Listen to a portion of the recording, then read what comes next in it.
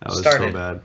Hey guys, so welcome to the Oil Drop Podcast. Today is Sunday, the 25th of June. My name is James, Paul McCartney on Reddit. With me today is Adam Sweet 44722 and Arun Arunatic5. So this is kind of like a post-draft, pre-free agency edition of the podcast. So some of the main issues that we're going to be talking about today, we have obviously the Eberle Trade, Russell signing, expansion draft, and the 2017 draft. We're going to try and touch on all of those topics, hopefully not dragging too long on each one of them. So in chronological order, we're going to start with the expansion draft. So Las Vegas took Griffin Reinhart in their expansion draft. As we all know, Griffin Reinhart came over to the Oilers in the summer of 2015 in a trade with the New York Islanders. So we gave up a first rounder and a second rounder in order to get him. And things didn't really quite work out for Griffin Reinhart in Edmonton, but what do you guys think of Vegas's pick? What do you guys think? I mean, the best way to put it is it's great for the Oilers because they no longer have to worry about the sunken cost fallacy. So for those of you that don't know, sunken cost fallacy is that when you spend a lot in order to get something that you thought it was for value, but then you find out that it's not a value, then rather than moving on from it, you hang on to it and you keep trying to derive value from it instead of just letting it go and then moving forward. So simply put, I think we can all agree that that trade was bad. I mean, that's universally agreed at this point in the last 3 years among GMs that have made trades. That's probably one of the worst trades that have been made. The day that trade was made, it was bad. Yes. Mm-hmm. That was questionable for Oilers fans, but it was just it was something that immediately, when you look at who the Islanders drafted and what the Islanders were able to do, they ended up getting Kylington through a trade with their second round pick, and Barzal with the first round pick, and it was just bad. So at this point, I'm just happy to moved on from that, and that's the best way to put it. It's unfortunate that it got to that point because, yeah, and I think if anything, it kind of goes to show that we're still in the stage of mismanaging our assets in terms of. I mean, you can look at it two ways. Yeah, in first place, we mismanaged the assets and we held on to it too long, but at the same time, we didn't try and protect Griffin Reinhart. We didn't, try and pay Vegas to not take him, like Arun mentioned, with the sudden cost fallacy. So I guess that's almost admitting a mistake in that aspect. I think Reinhart being selected is probably the best case scenario for the Oilers. The only better one would have been Pouliot. That is the best case scenario, but yeah, you're right. Yeah, but so I mean, this is probably second best in terms of players that don't really benefit the Oilers and aren't really going to be a big loss. At the same time, you look at it, and he was borderline seventh defenseman at times. He had a good season in the AHL, and now we're short one defenseman, and we signed Chris Russell, which we'll talk about later. But it is concerning how quickly our depth is disappearing, but not a big issue with Reinhart. Yeah, I kind of thought the same thing. I was assuming that they were going to take Jujhar Khaira. I think that he is unquestionably ready for at least fourth line duties. He's young. He's signed for a couple of years. I don't know. The guy, he's an NHL player for sure. Whereas Reinhart, I don't know. There's still questions. So I am happy that they took Reinhart, just to kind of what Arun said, sunk cost fallacy. It's time to just turn the page, move on. Exactly. And I need to stop looking at Matthew Barzal's stats every week because they just make me sad. Exactly. Yeah. They just make me sad. If for whatever reason, in some crazy turn of events, Vegas ends up sending him down via waivers, do you guys claim him? No. It depends on how free agency goes. Exactly. Even then, I wouldn't claim him because, in my opinion, he's just an AHL defender. Yeah. To be honest, I think he needs a change of environment. He's like a younger Greiba. He's gonna have a hard time in what was it? with the Vegas and their total lack of any kind of defensive depth or good forwards. So I don't think it's going to go great for him. Hello? Yeah, I don't think it's going to go great for anyone down in Vegas. It's like they are determined to be shitty for the first year, and maybe that's what they want to do. Maybe that's the plan, but I think they're going to be really bad. So, I mean, do you guys want to talk about the expansion draft as a whole? Were there any surprises for you guys? Were there any picks that people you thought would be chosen that they weren't? Well, just let me bring up the actual list here. I know for me, off the top of my head, is Peter Mrazek not being selected. It's a little bit of a question mark for me. Yeah, what's up with that? Yeah. Grubauer not being selected was also a surprise to me. Yep. Like, Nate Schmidt is very overrated. But I mean, I understand Nate Schmidt because if he's overrated, then you can flip him for picks, which they weren't able to do. Mark Menthal was also another surprise. There's still discussions with the Leafs and stuff, and it's not still a possibility. But yeah, I don't know. It's so weird. They took Thomas Nosek from Detroit. That's super weird. I don't know who that is. Nosek was probably one of their better forwards, but still, he's a tweener. My opinion. They took Emelin from Montreal. I thought that was kind of weird. I thought they'd take on honest opinion, it was going to be between Davidson and Emelin, and either one would have been a fine pick in my opinion. The one that left me head scratching, to be honest, is they could have gotten so much more from Anaheim. Yeah. Yeah. It's just. I mean, it's a total head scratcher, especially when you look at like how much they were able to like absolutely ransom and like skewer what was it, the Islanders, to keep them from the Islanders from losing their top players. Yeah. But at the same time, they also got Clayton Stoner and Shea Theodore out of it. Yeah. So mind you, I would have Stoner's picked, not rather. No, so, I mean the Stoner was the contract that took on to get Theodore, but I would have probably, to be honest, just said fuck it and taken Vatanen or Montour rather than pushing for Theo. Yeah, and along those lines, like Pool Party says in chat, it's crazy how little the Wild had to play as well to keep them from taking Dumba. Yeah, who could have been like, if he continued growing at the rate that he was growing at, he could have potentially been the face of the franchise in 2 years' time. Yeah, that's the thing, is that Vegas had options for a better team and they didn't take them. They could have had a half competent defense, or at least half of a half competent defense, and a good goaltending duo. Mm-hmm. And instead they went with players who either aren't good enough for second line duties on another team, or that they're going to try and flip but haven't done so yet, or players that'll need a couple of years even to be competent at the NHL level. Yeah. It doesn't make sense. They still have equally, James Neal, right? Yeah, equally weird is like the division and the conference that they're playing in were the teams that they didn't like totally screw over in the expansion draft. Meanwhile, with the other one, which was freaking Florida and the Islanders, they absolutely screwed them over. Mm-hmm. Especially Florida, to be honest, was absolutely stupid. They gave up a 2-time 20-goal scorer. Yes, he was overpaid, but still, he's a 2-time 20-goal scorer very recently, and a 30-goal scorer who was being paid $750,000 a year. Yeah, that the Florida Panthers seem to have gone loopy. I don't give them two of your best young players for next to nothing. Yeah, so now their forward depth is basically Huberdeau and Barkov. That's pretty much it. I mean, they're getting the Islanders problem right now.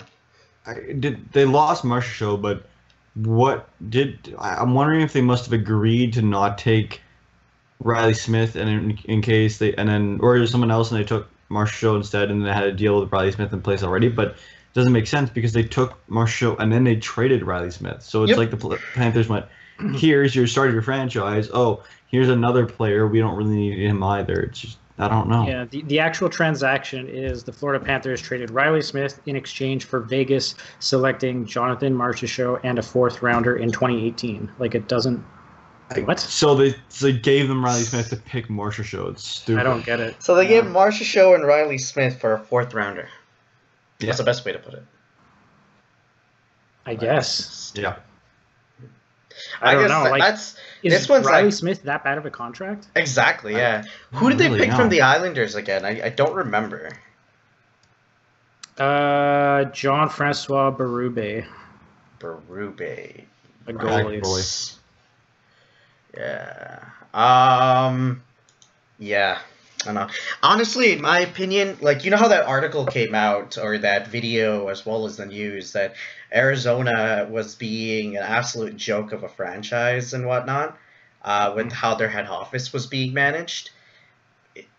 Within all of this, it's completely flying under the radar that, like, even with the new, like, or the old guard coming back as the new guard, they're still crazy.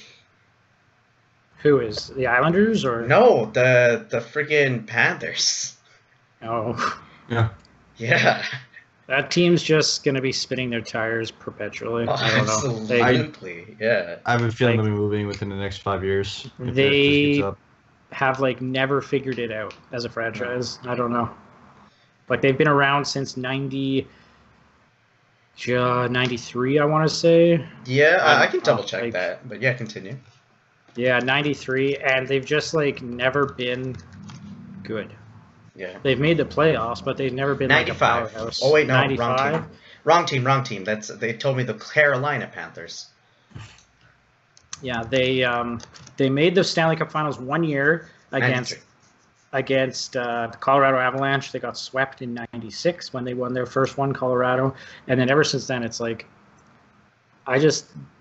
the Panthers are just nothing. Like, I don't know. And the funny thing is that, you know, the time frame in which we went like 11 years without a playoff berth. The Panthers made it twice in that time frame. Last year and once in between there. And that one time they made it in between there was literally because they were playing in that Southeast Conference, which was an absolute garbage joke of a conference. Yeah, I remember that too. That was so. I think that was, what was that? 11-12 or 12-13? I have to double check that. But yeah, I think it's like 11-12. Anyway. They ended up like not winning that series anyway. So yeah, not super important. No. So they took Methot from the Senators, Perron from the Blues. It seems like James Neal's honestly just gonna fall off the cliff. Like he's been producing, but he's getting up there and he's his skating. on different Big teams. concern is his skating. Yeah. Yeah. I feel as though they could have taken. No, they protected Yanrock. I remember that. Yanrock, yeah. They could have taken not Colin Wilson, but there was another one they could have taken. I was Arvidsson. surprised. Not Arvidsson. Not Arvidsson. No, Arvidsson was protected. If they don't protect Arvidsson, I'd like fire Poyle right away. Arbot? No. I'll double check it, Dwayne. But yeah, name? there were a few, like, not Colin Wilson, because Colin Wilson's contract isn't great and his production another young guy. isn't there. But yeah, it's another young guy that is on a fairly good contract. I can double check that. Nashville protection list. Yeah, I think we've finished off on this topic. Do you guys want to just continue on? Yep. So next on the list here is, in chronological order, the Jordan Eberle trade. So a couple days ago. It was Pontus Adberg. Was the other one. Sorry, so James. Oilers traded Eberle to the Islanders for Ryan Strome, a 1-for-1 trade. Colton Sissons. Yeah, what do you guys think? We need to stop trading with the fucking Islanders. Fuck, we need to stop trading with the Islanders. Okay, so let's come to an agreement here in terms of what is the way to make this trade more fair. In my opinion, either we traded for Hamonic and we add like a third rounder, or we get a second or a first rounder. That's the way you make this trade fair. Yeah, Eberle for Hamonic, straight up 1-for-1, I could stomach. Yeah, even I would give up a third rounder as well in order for us to get Hamonic, because that's a really good contract. Yes, he had a bad season, but still, it's a top 4 defenseman, and there's an organizational need right now. Yeah, and Russell, even though Russell plays right side, he's a left-handed defenseman, so it still fits. Strom's only signed for 1 more year. Yeah. Yeah. Even though we're getting... So, the 2 justifications that Chiarelli provided for why they went about going for Strome instead of Eberle is that, A, Strome, has less production than Eberle has shown. But that being said, he is a younger player by 4 years. And he's also a cheaper player by $3.5 million. The problem about the latter factor is that $3.5 million will now turn into probably $2 million of difference in just 1 year. So even though we're saving a little bit of money, it's not going to turn out to be all that much, because I'm imagining a 4-year contract. Yeah, Laporte, I agree with you. Yeah, we absolutely use that cap space to sign Russell for 4. Yeah, well, that's what I was going to say. We actually ended up losing $0.5 million because we fucking signed Russell to a 4x4. Yeah, exactly. So I don't get this trade in terms of value, because if we look at Ryan Strome, he hasn't been a great NHL player. Yeah, he's in bounce around the lineup, and he's the equivalent of, I guess you could say, Yakupov to an extent, but more production. Yeah, he's shown more. Let's say, be honest about that. Yeah. At the same time, we give a guy that's literally produced at least 50 points in every season, except I think maybe 1 or 2, where one was a shortened NHL season, one he only played a certain amount of games. He's a 0.75 points per game player. He's a guaranteed point producer, and instead we give him up for a straight-up player who's younger, basically the same, but isn't producing as much. He's not basically the same, to be honest. In terms, Strome is a bigger, faster, stronger player, but... See, I think James and I, and on the whole, as most Oilers fans, are very much in agreement that after that playoff season and that run, as well as the regular season that Eberle had, most likely his tenure was done. Although I was more of the opinion that, there's no demand for us to trade him right now.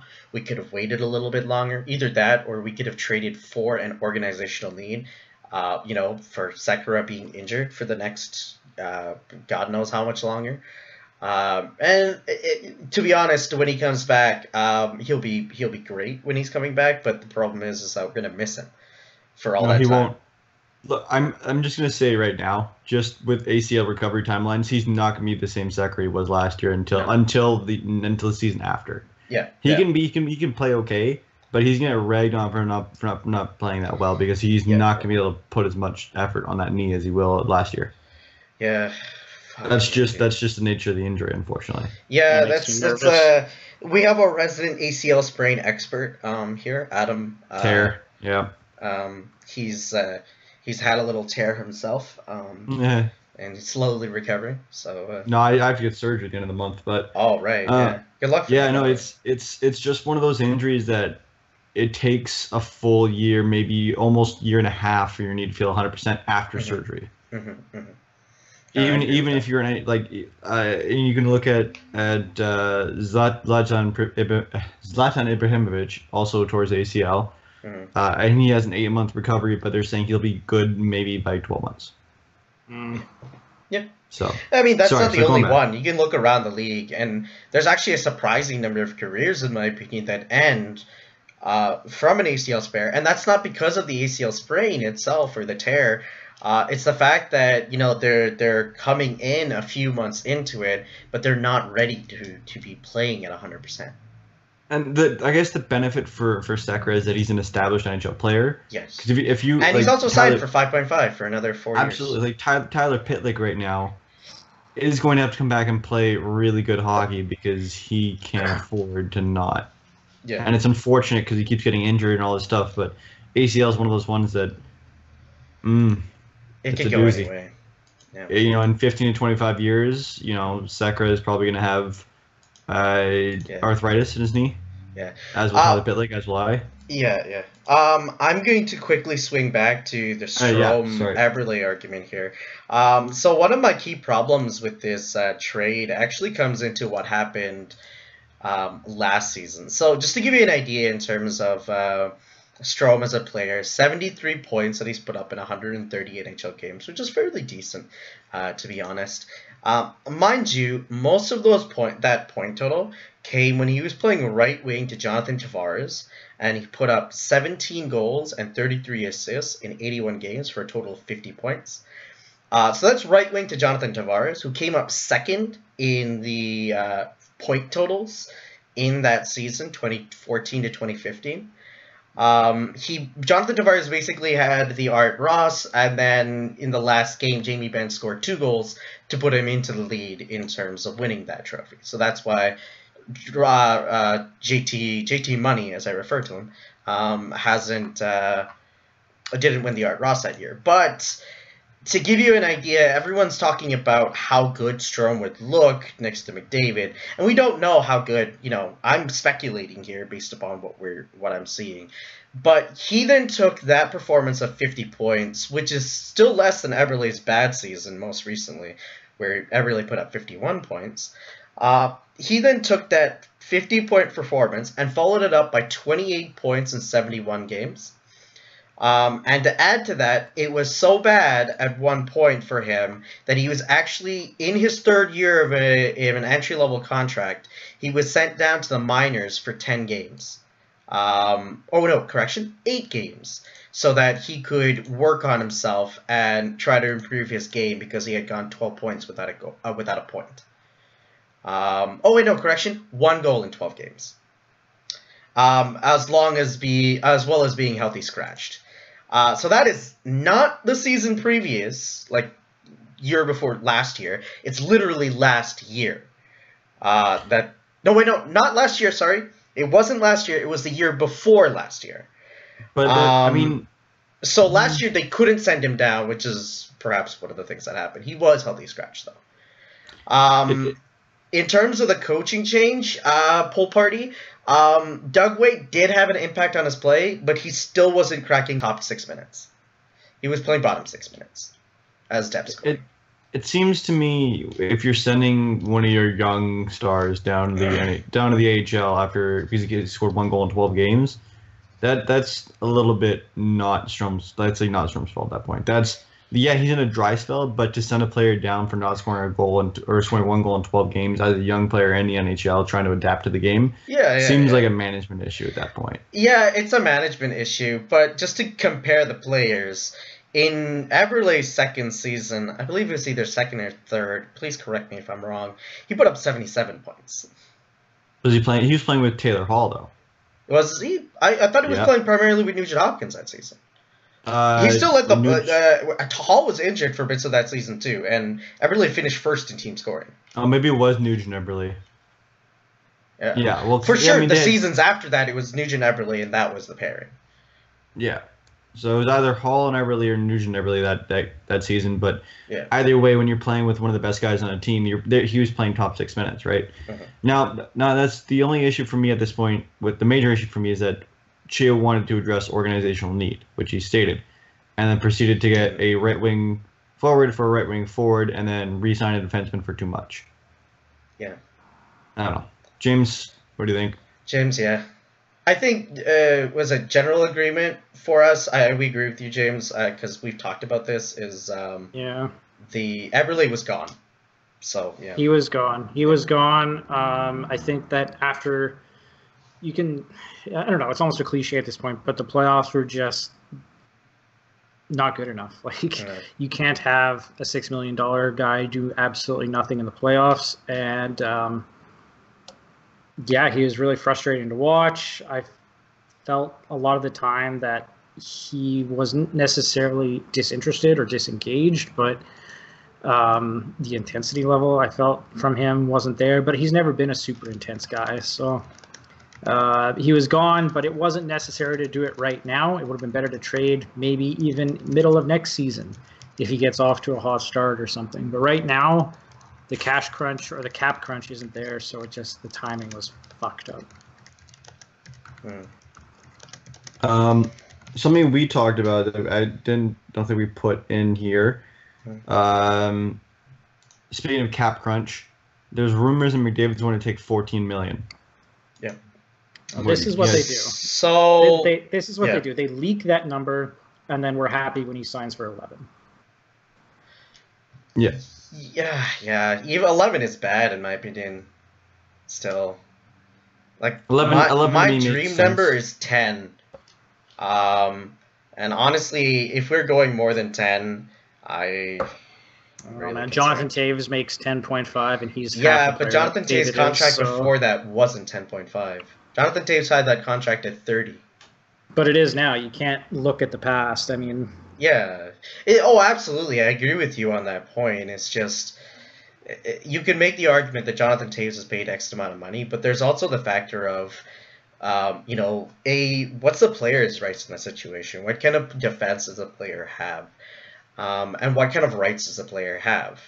Most of the time, I would say an RFA has none. But with McDavid, it's sort of, you're always running the risk. But that being said, it's still a bargaining chip. To a point, but I mean, there's going to be 30 other teams or 29 other teams that'll be like 14 million. Sure, done. Yeah, we'll sign him to that. Yeah. And then that team will make the playoffs and have good chances to win the cup too if they get McDavid. Yeah, so you can't not match any qualifying offer. 4 first-round picks would be the compensation, but that's not enough. That's not worth McDavid. Yeah, there are very few players in the NHL where you can say, here's your blank check. What do you want? Please stay with us for your entire career. And you can count them off maybe on one hand. There's Carey Price. There's Sidney Crosby, John Tavares, Connor McDavid. Yeah. I'm sure there's more of those. The first 4 that come to mind. When that happens, and I guess I'm getting Malkin to an extent. When that happens, you give McDavid whatever he wants, because if he goes somewhere else, your franchise is fucked, because that's your fans are gonna be in an uproar because that's a generational talent you've now lost because you won't pay him enough. Yeah. B, he now hates your team, so he won't want to stay. Yeah, that's the big every concern, other good player who's thinking, well, I'm not gonna get my value if the best player in the league isn't gonna get as much as he wants because he's the best player of his generation. I'm not gonna get my value. That's gonna immediately hurt your free agent value. So it's the kind of situation where the Oilers are stuck in between a rock and a hard place, and yes, it's gonna put us in cap hell. But you need to give him what he wants because A, it helps your team in the future, and B, he's going to help your team in the future. Yeah. It's unfortunate, but it's while unfortunate, the problem is that with McDavid, I am confident. I have a fairly high amount of confidence that we're gonna make the playoffs on a fairly consistent basis. We might miss the playoff this year or that year, but if he doesn't take the cut, there's no way we're gonna win the playoffs. Not series, mind you, but the whole thing. That severely depends on how much we draft. As we look at the Pens, the first cup run was largely because they had a lot of contracts left over and that were low and cheap and veterans, and then the last 2 have been because of Jim Rutherford talent, being a goddamn god. Talent coming out of nowhere that no one saw coming, and just destroying the league. Yeah.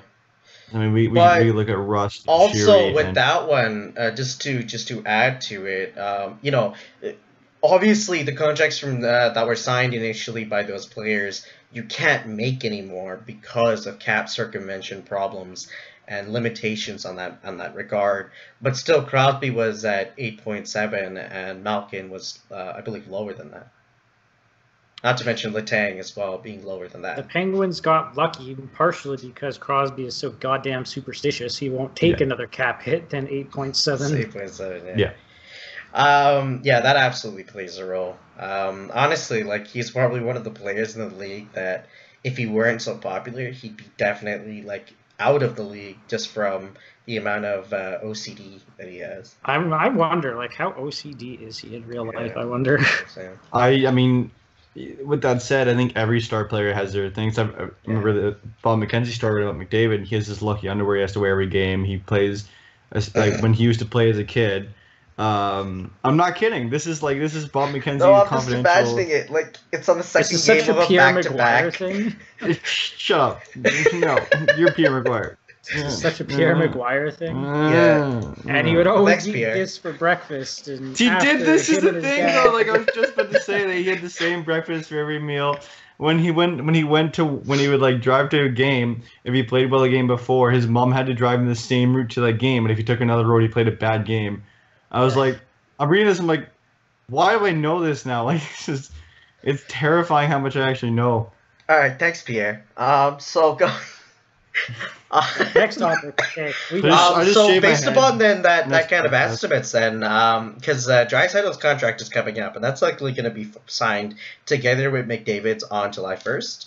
What are you guys thinking then for the totals? Because similar contracts have been $7 million, but based upon the numbers that Chiarelli has been throwing around, I'm looking at like 8 to 8.5, possibly even 9 or 10. For Draisaitl? Yeah. No. Problem, like, He's I almost have like a- very good confidence that Draisaitl's a very good player. Sorry, sorry for interrupting. But all of his point totals have, he's also played with the Taylor Halls and the Connor McDavids. Mm-hmm. I don't think that he'll be getting a 9 or a 10. I see him somewhere closer to Gaudreau or Tarasenko. What's Gaudreau? He's a 6.75. Tarasenko is 7.5. 7.5. Yeah, I see I'll him check somewhere out closer, Tarasenko. probably closer to Tarasenko. Mm-hmm. Actually, Yeah. 7.5 by 5 or something like that. 7.5, I would say, is probably the highest that I would want to go. Yeah. Mind Anything you, lower than that? Tarasenko I consider to be probably one of the best right wingers in the entire league. He's phenomenally talented. I mean, Draisaitl was a top 10 scorer this year. Yeah, that's true. Tarasenko scored higher than him. And then with McDavid, I mean, I'm hoping for 11. Mm. I'm hoping for 11. I mean, I'm hoping for a 9.7, but that's not going to happen. I don't think he's as superstitious as Crosby, but that would be great. Like 9.7 times 8, take that and run, and then deal with the lockout later, because that's coming too. That's the thing is that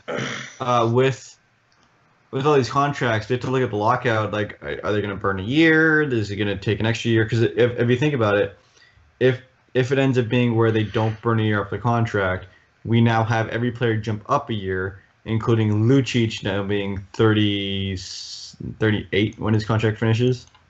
Like, or 37, sorry. It's just like, it's yeah.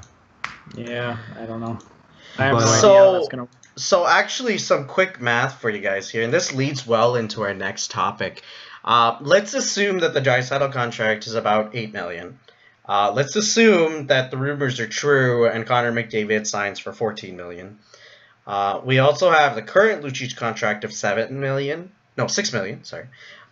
The current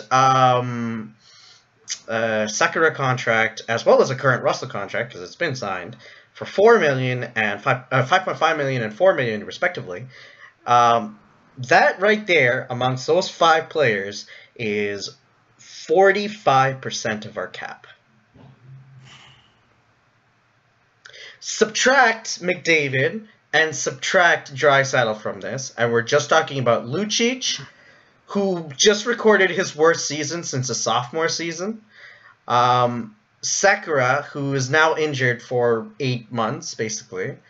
And Russell, who, as good as he is defensively, does not do a great job at transitioning the puck, and is basically 30 right now at the time of signing. That is 21% of our cap next year. And these are all signings made by Chiarelli. All of them with no trade clauses. Either modified or completely. I don't think there's any way Russell plays the full 4 years here, in my opinion. But I think the no trade clause kicks in for years 3 and 4. It kicks in for 3 and 4, yes. So he'll play 2 years and then. But like you look at our situation before with our like bad contracts, and there was literally no team willing to take Pouliot. There was quite literally no team willing to even touch Fane, even at half the cost if they picked him up through waivers. Mm-hmm. Right? Mm-hmm. As much as we can say, like, oh, we'll trade him away, no, we're talking about giving up a Benning or a Nurse just to get another team to take him. Or a Yamamoto for another team to take him. Or an Ethan Bear for some other team to take him. I think that there's a chance he'll develop a skin condition, and then that'll be After getting paid 90% of his contract, yeah.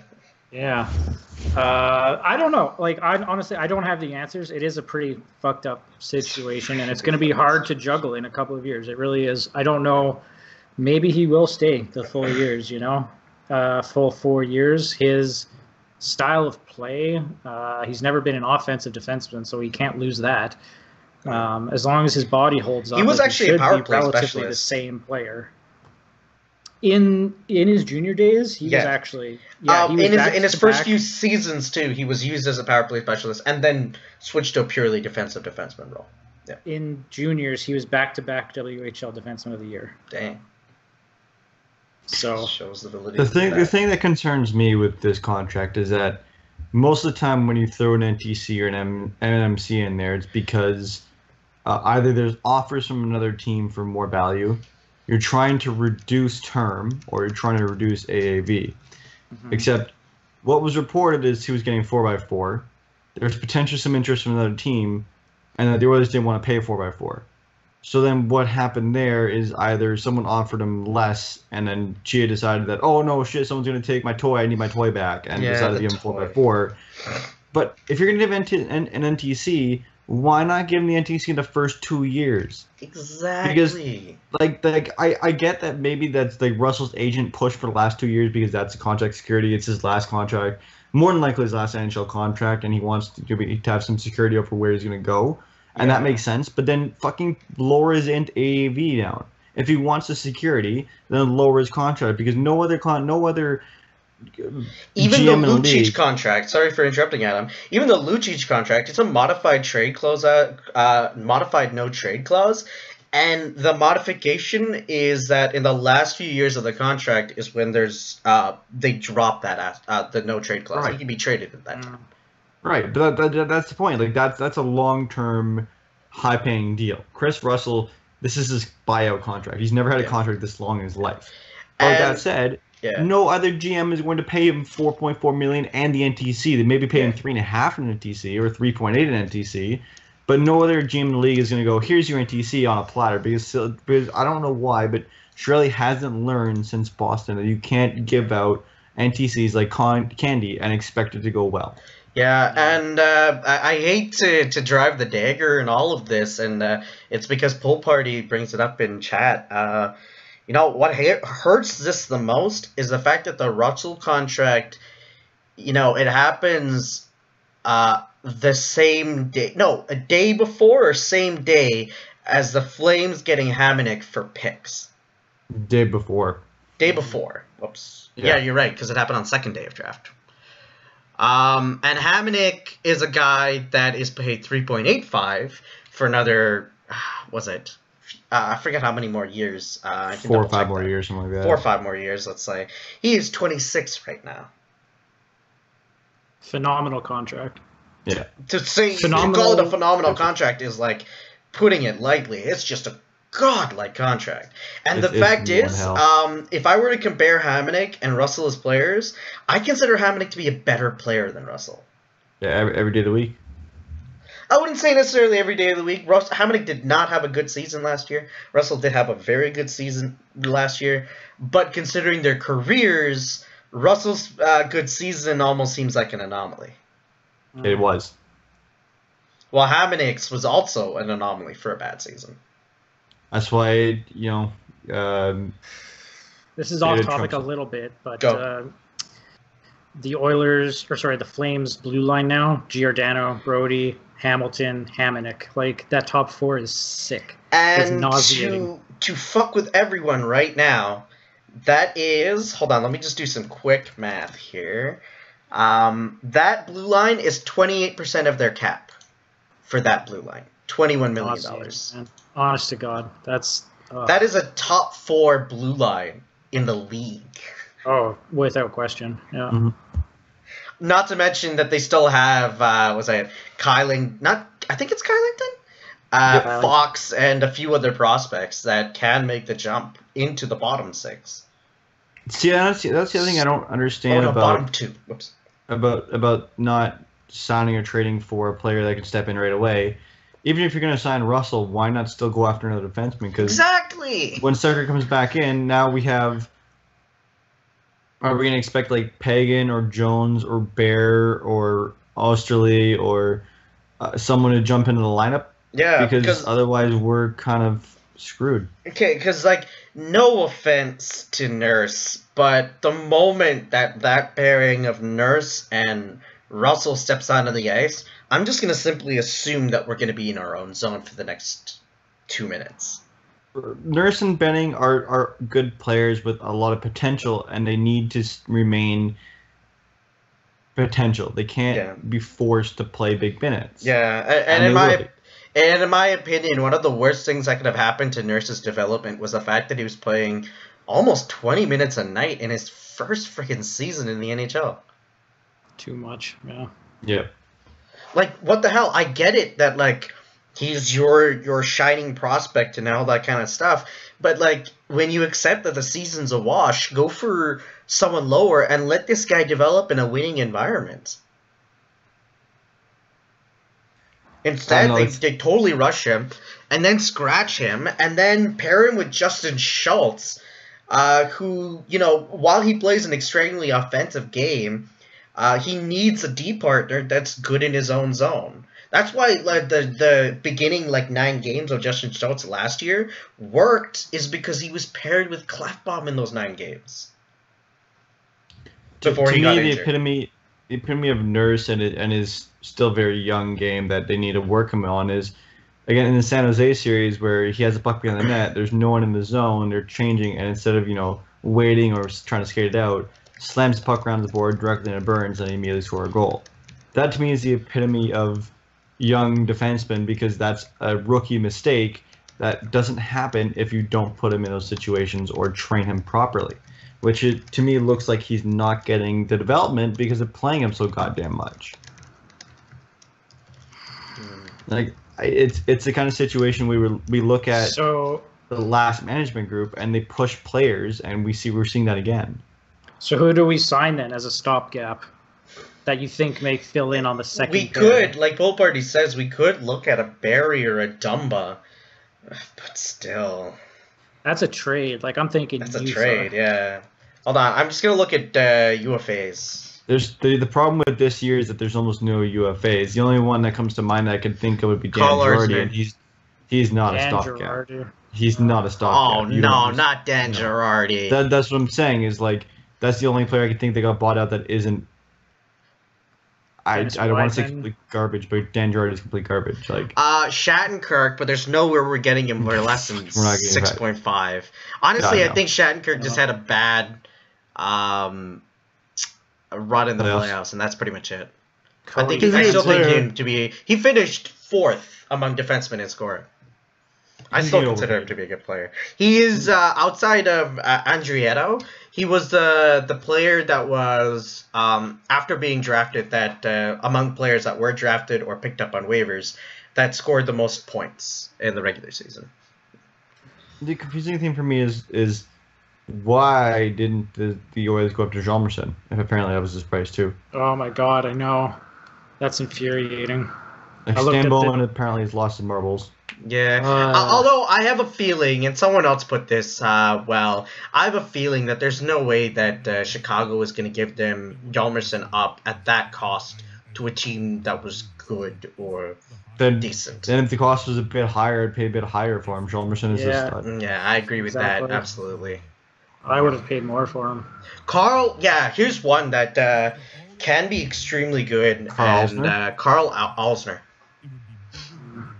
He's a UFA coming up. There's an extremely good chance, though, that Capitals just sign him. But Capitals also have to sign Kuznetsov. They just signed Oshie to a freaking crazy contract. Who signs a 30-year-old for 8 years? They have to sign Dmitry Orlov, and they have to also consider buying out Brooks Orpik. pick. Carl Alzner's left too, so Yeah, it doesn't help much. if you're all concerned about that, then Oh, he left? no, he he's is left-handed. left-handed. Oh, left-handed. yes. No, but that works as a Sekiro replacement for now. Sekira's playing right as a left hand, though, is he not? Alzner Russell was is only playing right. 28. He's too young to be a stopgap. Like Oh, he'll want his one last long contract. Oh no, I have like two bad players I'm going to present to you that seems like the most likely candidates at this point. Either Phaneuf through a trade, or Michael Stone. Michael Stone. Who's called Stone for a reason. Yeah, Michael Stone will likely get re-signed by the Flames, it seems like. Or they're going after him, but the problem is he still is a top 4 defenseman on a lot of teams. So he want the minutes and to be paid like that. Mm-hmm. But the problem is his contract most recently was already $4 million a year. The thing with these players is they're 27. Like, they're not going to sign for 1 or 2 years. No. They're going to want 5 and 6 and 7 year contracts. Exactly, yeah. So you can't give... Although I would give that to Alzner. I'd consider him to be one of the most underrated defensemen in the league. He is really good. Yeah. And, you know, another one that potentially exists is Andrei Markov. Yeah, he's old, but he still put up 36 points by playing 22 basically minutes of ice time a night. Super weird to see him anywhere other than Montreal. Exactly. He re-signs in Montreal. He re-signs in Montreal. I don't disagree. Oh, fuck me. We could get Michael Delzato. Wow, this is a bad UFA class. It is terrible. That's kind of the issue, right? Where's all the really good bad defensemen are going to buy a trade this year. Oh my god. Oh my god, I'm actually so concerned right now. Talking about UFA, but what do we really... You can't really do a whole lot. That's why I was like, I'm so confused why we didn't trade for something earlier. What about an RFA? We could look at a Falk or a Hanifin. But the problem is that they probably would have taken Eberle for him. Oh no! We traded Eberle already. Oh no, what will we do? They wanted a top-line player for Hanifin. That's what they advertised. We can't get I Hanifin wanted top now. line and picks, I believe. I'd give that up. Do it. Yeah. For Hanifin. There's a reason that he was ranked 3rd in a draft with Jack Eichel and and Connor McDavid. I called him Jonathan McDavid. Yeah. He is. All right. Let's move on. This is getting me mad. Yeah, I guess the next part, like, we're talking about very similar things, and that's the Russell contract, but do you have any, like, James, I want to hear your opinion in terms of what can be a potential solution then to address these contracts that we're signing? Well, they're probably a rotating cast of stopgaps that we'll see year after year. And hopefully, maybe not necessarily... Well, hopefully not this year. It better not be this year. But I apologize, people on the stream. Sorry, excuse me, I'm interrupting you. I apologize to people on the stream. Sportsnet autoplays videos. I have to stop the video. Continue. Ethan Bear and or Caleb Jones will have to step in probably in the fall of 2018. And then at that point, then we can closely monitor Russell and or Nurse and or Benning. I don't know. It's really development from within. It That's has basically to be. It. So I guess the next one up would be the draft pick. The draft, sorry. Yeah, 2017 draft has come and gone. The Oilers picked 22nd overall this year. The last time they chose 22nd overall, they took one Jordan Eberle from the Regina Pats of the WHL. An undersized player, underweight. They took one Kaylor Yamamoto from the Spokane Chiefs of the WHL. So just reading off his hockey DB page here, Kaylor Yamamoto, right wing.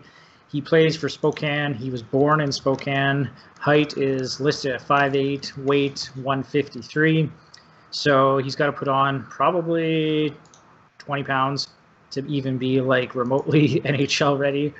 And hopefully another inch or two for height. We'll see. But he did score 99 points last year. So What do you guys think about that draft pick? I think all of us were ecstatic to get him in the first place. I know Arun was really hoping for him. When it came down to it, was hoping that he was gonna be available, and I was surprised. I was still a little surprised that Chia took him, but he plays bigger than his size. He's very aggressive. He goes in the corner. He goes in dirty areas. Isn't afraid to throw hits and play the body. And he has loads of skill. There was a lot of people saying that he could have been top 10 in the draft if he wasn't so small. And the concern with the size being that, he does need to add on weight, and he knows he needs to do that. He mentioned that in the post draft is that he needs to add about 15 to 20 pounds to be good. And height. He was the smallest and lightest player drafted, but ever in the NHL. But that's it's one of those things where since they've been recording it. So it didn't pose an issue for him when he was. It didn't pose an issue from when he was WHL, but I mean, NHL is a whole different game. Mm-hmm. So the reason that I was ecstatic that we signed him is I have to do the math, so I'm gonna actually throw this to James first. James? How I feel about the pick? Yeah. Well, it's kind of who we were zeroing in on anyway. I mean, in the days leading up to the draft, he was kind of, like I said, zeroed in on for a potential first-round pick. I think that it was a pick that we needed. Draft for skill. You want to go for a home run. No defensive defenseman picks, no coke machines. It was just pure skill. And I think that that's really what the Oilers need to start drafting for. So I was pretty happy with the pick, honestly. Yeah. So I finished doing the math. I apologize for the delay. Among the top 10, among all the players in this draft year that played in the CHL, even partially or the whole season, Nico Hischier had a 1.51 for goals per game, points put per game, which is quite impressive. The only player with the higher points per game was Kyler Yamamoto with 1.52. He also put up 99 points in 65 games. To give everyone a comparison, it was 86 points in 57 games, so less games played for Hischier. Albeit, Hischier did come in from Switzerland and just play his first ever season on North American ice. So there's a good reason why he went first overall in this draft year. But in terms of a skill level, if he were 2 inches taller, he would have gone top 5 in this draft. Quite literally, the only reason why he was drafted as low as he was is because he was 5'7" and 3/4 inches and 148 pounds, which is really low. But it's really small. I mean, it is really small. But you can't get around. To give you a comparison, he doesn't play small. He plays big. If you've seen highlights of him, he'll go hard into the corners and take, body check the guy. And it's hilarious seeing it because you see this scrawny little guy checking a guy that's 6 foot and taking him right into the boards. Yeah. I mean, dude, this is the first time I've ever seen an NHL player that legitimately goes, I could say, well, he's 10 pounds heavier than me. And he's my height. Yeah. That's not a thing that you normally say about NHLers. No, you see most NHLers. Even Nuge is a small guy, and he's 5'11", 5'10", yeah, and he's 170, 80 pounds. Actually, a good comparison here is Drake Caggiula. He's 5'9". I don't know his weight, but he plays big. Unfortunately, takes a lot of stick infractions, but still plays big. Yeah, Yamamoto, he excites me because even on his team, he's the leading scorer. I'm looking through the roster of their players, and there's no high draft picks from 2016 or 2015 on that team. He's the guy. He's not riding someone else's coattails. So, well, I was watching highlights after the draft. Sorry, James. Yeah. No, go ahead. I was watching highlights after the draft, and there was one because obviously he played in the same conference as Ethan Bear.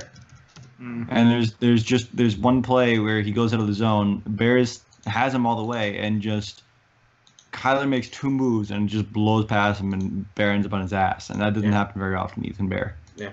So for perspective, and adding to the perspective, there's about 2 to 3% more scoring in the Q than there is in the dub, and Q is where Hischier played. So that's actually quite impressive that Yamamoto had a higher point per game and a higher point total than Hischier while playing in the dub. The only thing that's going to bother me, I think, is the constant comparisons to Johnny Gaudreau and his size. That's going to be brought up constantly, doesn't matter how well he plays. And the fact that he's 1/4 Japanese, and he's going to talk. Like, I know, even asked it 3 times. They asked him about his Japanese heritage, which, I mean, he seemed happy to talk about. Yeah, but so he's a happy guy. Actually, I watched 3 or 4 different interviews of him. Well, stuff before the draft, stuff after the draft, stuff with general media, stuff with one-on-one with Tom Gazzola, and every time it's always the same answer, which is a funny thing. But he always has the same goddamn like happy-go-lucky smile and like same kind of like excited face. So on that point, I think we're getting a good locker room guy too.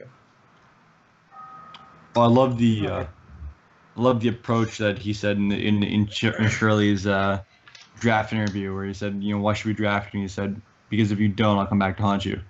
Yeah, that's a nice. That's great. That's a nice attitude to take. Yeah. Yeah. So and people make the ghost comparisons there. With the second round in the 2017 draft, we drafted nobody because compensation for Chiarelli. Round 3, we took Stuart Skinner, who is a goalie, Lethbridge Hurricanes. He was the starter.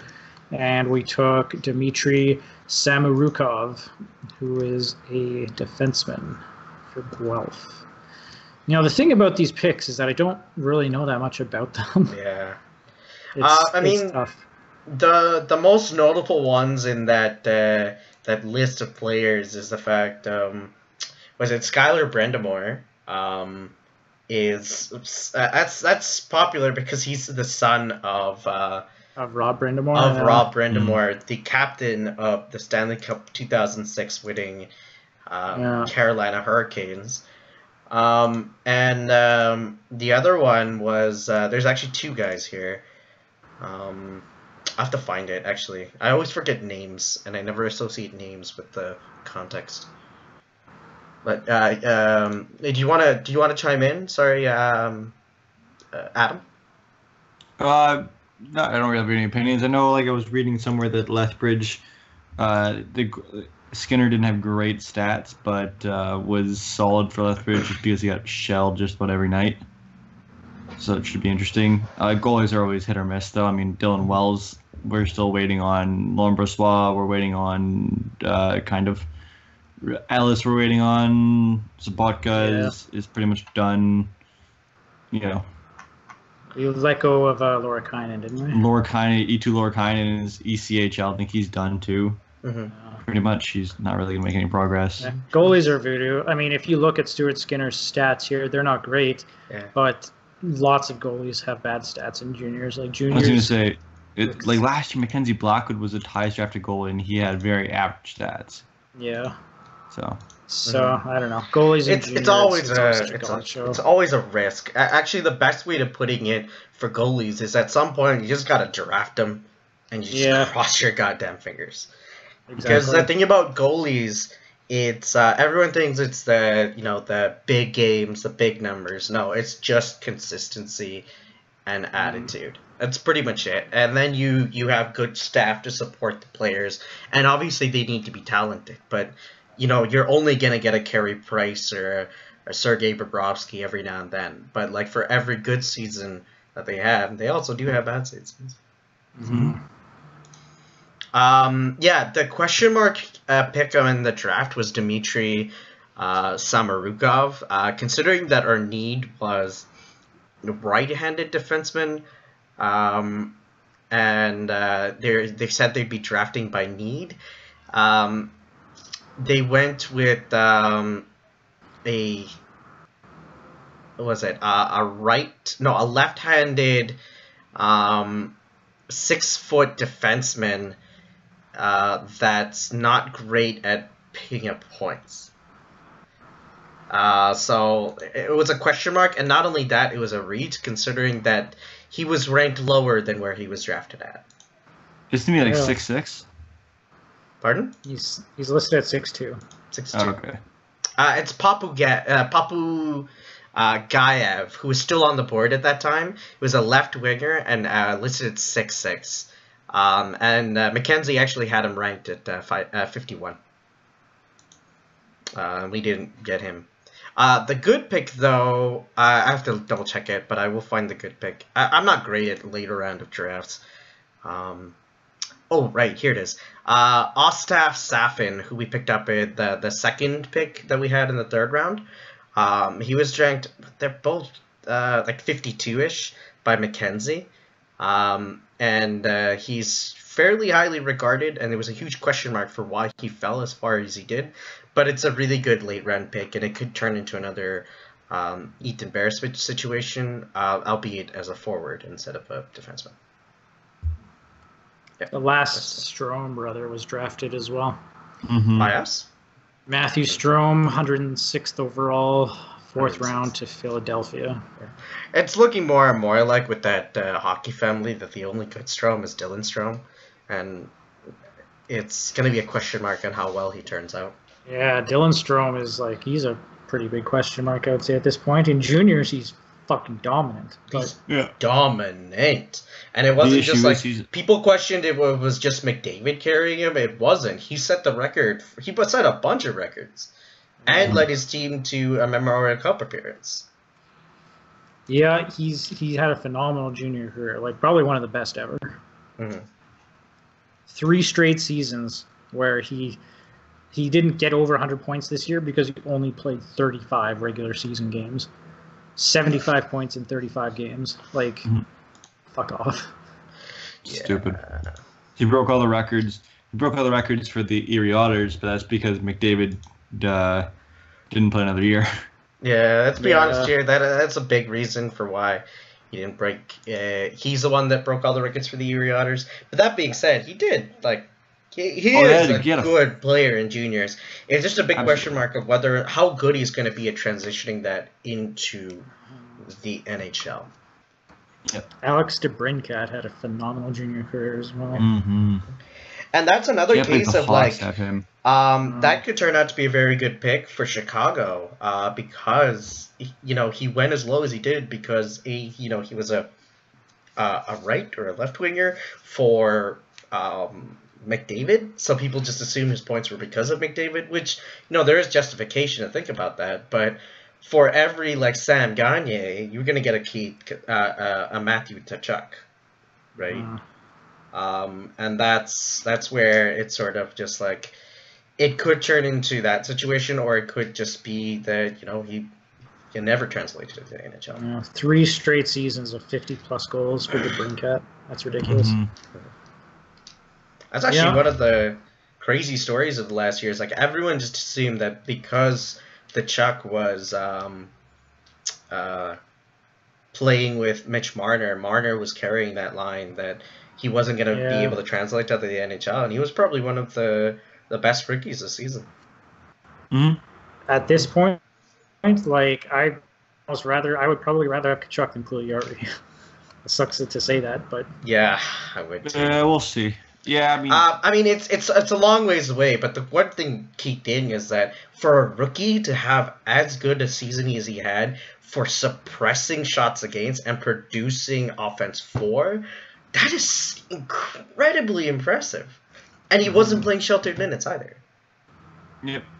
I mean, Tkachuk had a good season, but I'm going to hold. I'm not going to. I'm going to hold my breath and Puljujärvi. I'm going to wait for him because again, it's first season. He's offensive. He's his English isn't great. Yeah, it also is concerning when you're the guy when he goes down to the AHL and can't go a point per game and goes a bit below that. He's a rookie though, and it's his first year playing in North America. Or not. Yeah, we'll have to see big improvements this year though. Oh, absolutely. If he doesn't step up again this year, it's concerning. But there's a lot of factors involved in the reason he potentially didn't play that well. Like he's a rookie. He's playing a new country. He doesn't speak the language. He's playing a different ice surface, new system. And Fleming isn't exactly the greatest coach for young players. Oh, I agree.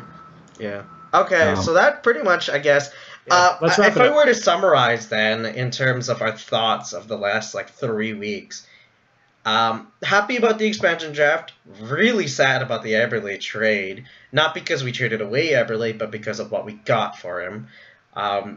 Really sad about the Russell trade, which is even compounded by the fact that the very team that we sent Eberle to sent Hamonic for cheap to another team, our rival, literally. And really happy about the results of the NHL draft, though it'll take a few years for that to pan out. Right? Pretty much. Pretty much. All right, that hits an hour and 5 minutes for us for this podcast here. Unless you guys have anything to add, I can just finish things off. I will be away for the first half of July, so you guys will have to do a free agent edition without me. We will might be doing that. be able to swing Mr. Tom Gazzola on that if he's still willing to join us. If he's willing to join us, yeah. I think was it one of my favorite interviews that Gazzola did in the last little while was a Kyle Yamamoto one, because he just matched Kyle Yamamoto's stupid energy. So yeah, that'll be interesting to talk to him, especially about his impressions about the guy. If we get him, of course. Anyway, thank you very much for joining us for this here podcast.